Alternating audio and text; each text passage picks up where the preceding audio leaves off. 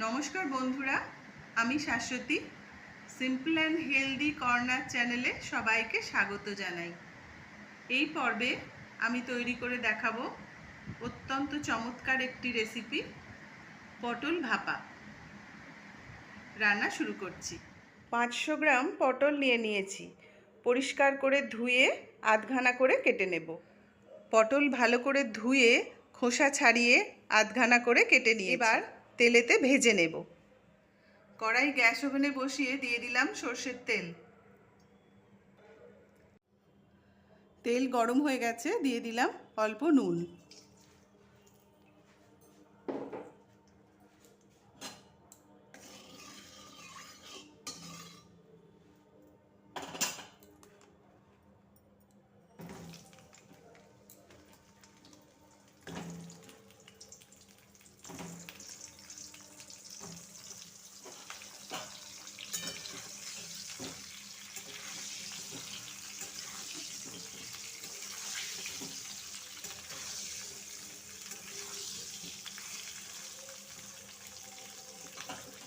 দিয়ে দিলাম হলুদ গুঁড়ো।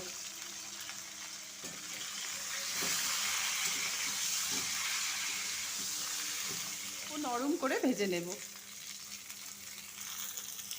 ছোট এক মালা নারকোল নিয়েছি, ছোট ছোট টুকরো করে কেটে নেব। একটা ডিশে নিয়েছি কুচনো নারকোল, 4টে কাঁচা লঙ্কা, কিছুটা রসুন এবং নিয়ে নিচ্ছি 4 চামচ সর্ষে।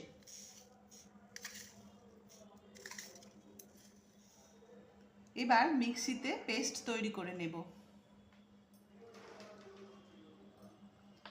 নারকোল, রসুন, সর্ষে এবং কাঁচা লঙ্কা দিয়ে মিক্সিতে পেস্ট তৈরি করে নিলাম। দেখুন, পটল লাল হয়নি, অথচ নরম করে ভেজে নিয়েছি। এবার তুলে নিচ্ছি।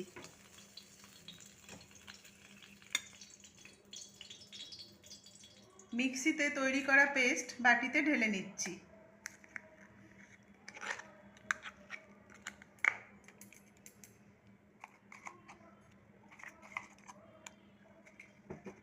এবার দিয়ে দিলাম স্বাদ মতো নুন। দিয়ে দিলাম কালারের জন্য কাশ্মীরি লঙ্কার গুঁড়ো। ভালো করে মিশিয়ে নেব।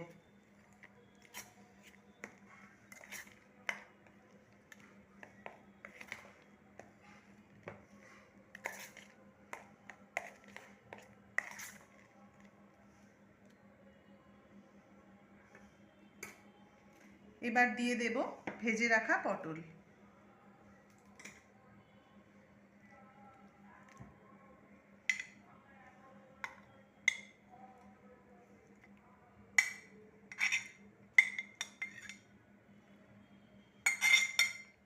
এবার ভালো করে মিশিয়ে নেব।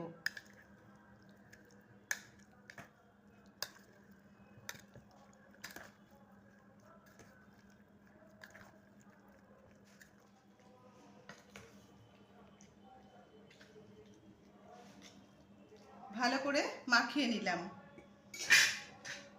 এবার দিয়ে দিচ্ছি মিক্সির বাটি ধোয়া অল্প জল। আরেকবার মিশিয়ে দিচ্ছি।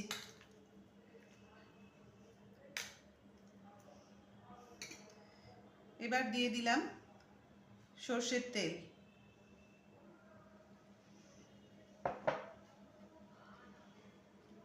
এবং 3টে চেরা কাঁচা লঙ্কা। এবার ঢাকা দিয়ে দিচ্ছি, দিয়ে ভাপে বসিয়ে দেব।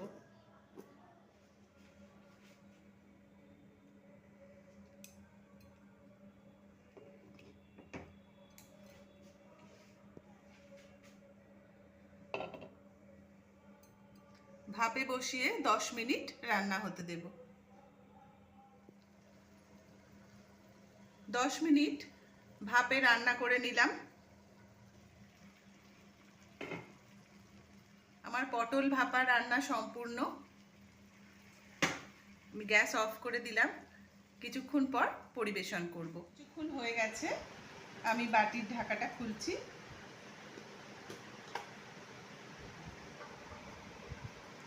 এই দেখুন, পটল ভাপা এইরকম মাখা মাখাই হবে।